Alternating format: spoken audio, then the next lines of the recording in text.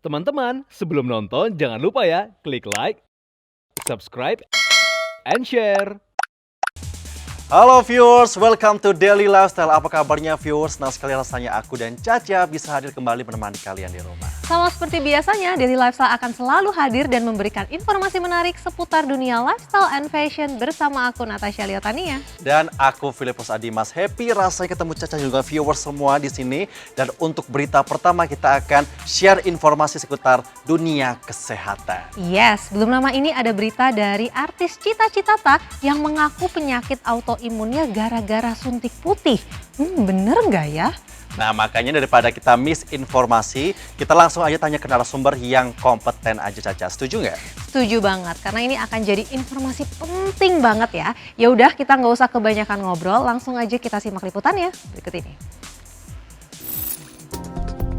Kalian mungkin tahu banyak banget di media-media kalau aku punya penyakit yang namanya autoimun. Dan penyebab utama autoimun itu adalah kesalahan aku pribadi. Kesalahannya adalah lifestyleku yang salah.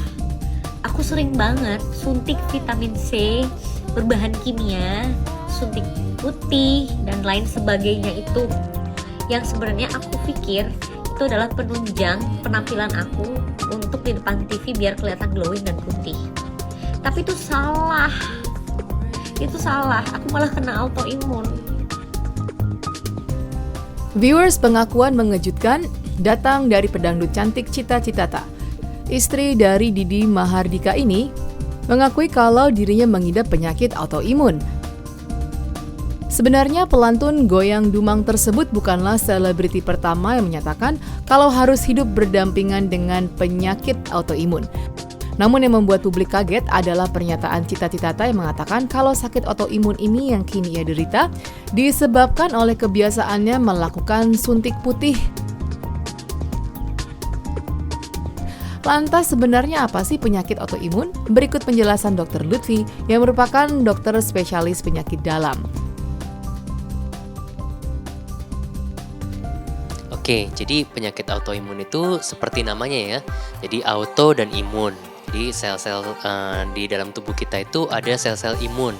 Sel-sel imun itu seharusnya menyerang untuk infeksi atau kuman-kuman. Tapi seperti namanya autoimun, sel imun ini salah mengenali sesuatu yang ada di dalam badan kita sehingga nanti organ tubuh kita malah jadi diserang.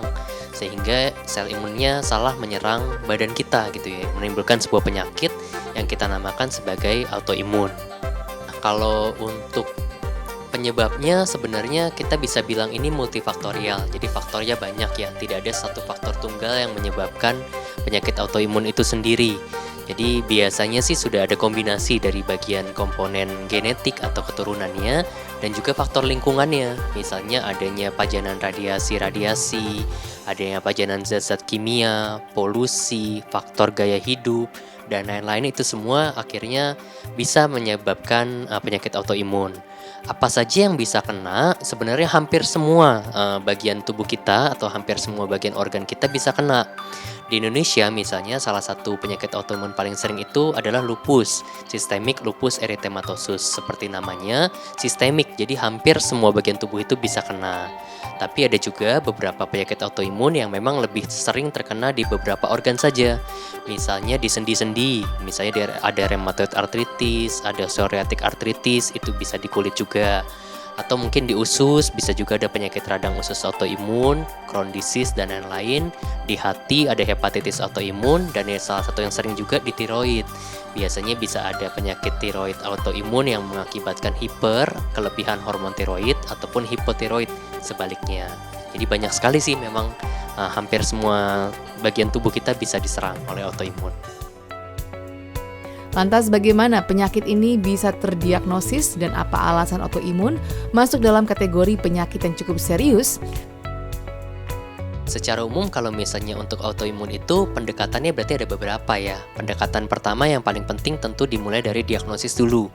Jadi tentu kalau diawali dengan kecurigaan dulu, awareness dari pasiennya, kira-kira ini autoimun itu seperti apa, kejelian dari dokternya juga melihat ini adalah bagian dari autoimun, nanti biasa dilanjutkan dari pemeriksaan-pemeriksaan, mungkin ada periksa darah, periksa-periksa ya, penunjang yang lain juga, ditegakkan dulu diagnosisnya.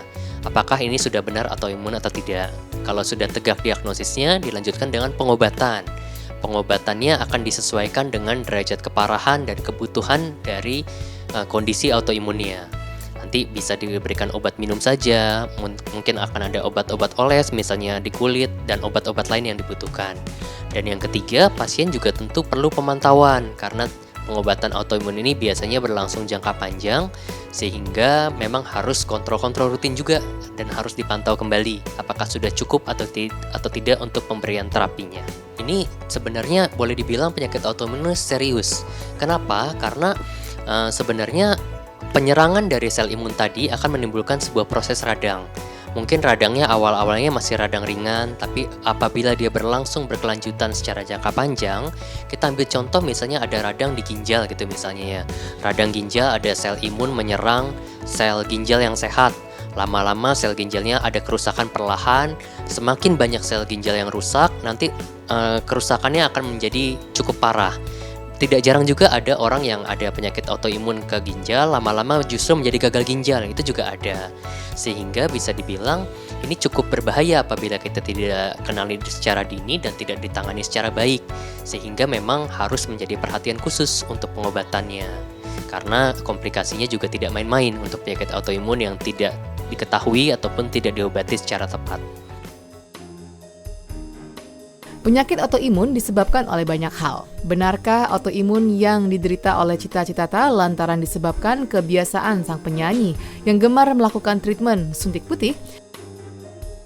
Ini sempat hits ya di beberapa media kemarin-kemarin ya. Jadi untuk suntik pemutih maupun vitamin C itu sendiri memang harus dipantau lagi tuh. Jadi kalau kita bicara suntik pemutih, tidak semua suntik pemutih 1 dan 2 itu sama isinya ya. Ada suntik pemutih 1 yang mungkin isinya zat-zat tertentu saja, vitamin-vitamin saja dalam jumlah yang aman, biasanya itu masih relatif aman. Tapi ada juga seperti yang tadi dikatakan, beberapa pemicunya bisa zat kimia juga. Kalau ada kandungan tertentu dari zat pemutihnya yang berbahaya, contohlah kalau misalnya dari beberapa penelitian, ada beberapa pemutih yang mengandung merkuri dalam dosis yang tinggi, itu mungkin akan berbahaya. Tapi sekali lagi, dilihat lagi apakah kandungannya seperti apa, dosisnya apakah berlebihan atau tidak, dan seberapa sering dipakai. Semakin tinggi dosisnya, semakin berbahaya zatnya, dan semakin sering dipakai tentu risikonya akan menjadi lebih tinggi. Tapi ya kalau misalnya pada pemakaian wajar, ya sebenarnya aman-aman saja ya sejauh ini. Lalu selain suntik putih, apakah suntik vitamin C juga bisa menjadi pemicu munculnya penyakit autoimun? Jadi untuk vitamin C sendiri sebenarnya kebutuhan rata-rata untuk seorang laki-laki ataupun perempuan dewasa itu sekitar 90-100 mg. Itu kebutuhan sehari-hari ya. Biasanya asal kita makan buah atau sayur-sayuran, taruhlah kita makan jeruk 1 atau 2 buah, itu sebenarnya mungkin sudah mencukupi kebutuhan harian. Jadi jangan sampai kita mengkonsumsi vitamin itu dalam jumlah yang terlalu berlebihan juga. Vitamin C dikatakan jumlah berlebihan itu apabila dengan dosis 2000 mg ke atas. Jadi hampir 20 kali lipat dari kebutuhan normal gitu ya. Itu semua tentu harus diperhitungkan. Berapa banyak yang didapat dari makanan, berapa banyak yang diberikan melalui suntikan misalnya kalau memang dibutuhkan. Nah, asalkan dia diberikan secara indikasi yang tepat dan memang jumlahnya tidak melebihi jumlah dosis yang aman, itu sebenarnya relatif aman. Bahaya apabila melebihi 2000 mg itu banyak. Kadang-kadang ada yang menjadi diare-diare, kadang-kadang ada yang bisa sampai ada pembentukan batu juga di ginjal dan lain-lain. Makanya juga harus digunakan atau dipakai secara bijak, sesuai sama kebutuhannya aja lah kurang lebih. Lantas, apa yang harus dilakukan oleh seseorang yang sudah terlanjur divonis menderita autoimun? Memang sayangnya untuk penyakit autoimun itu dari ilmu pengetahuan yang ada saat ini memang belum bisa disembuhkan. Jadi tujuan pengobatan kita biasanya adalah mencapai kondisi remisi namanya.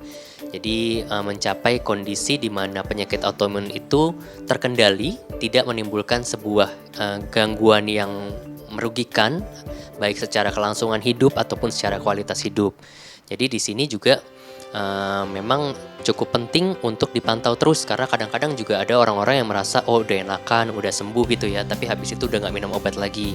Ini salah satu pemicu yang paling sering, jadi dia kambuh lagi. Kita sebutnya namanya kondisi flare.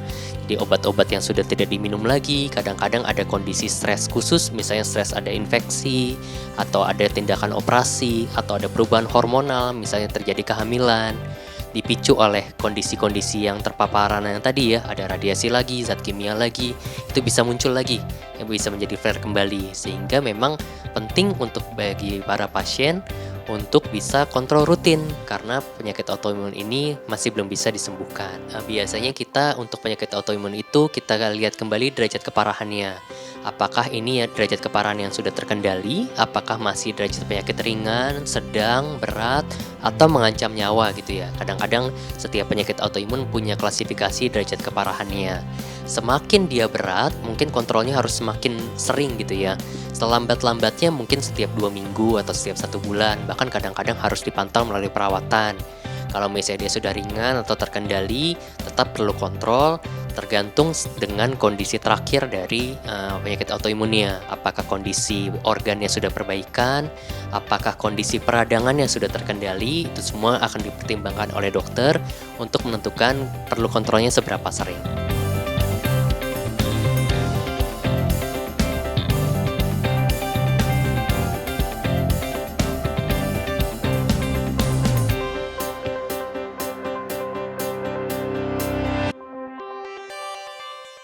Teman-teman, sebelum nonton jangan lupa ya klik like, subscribe, and share.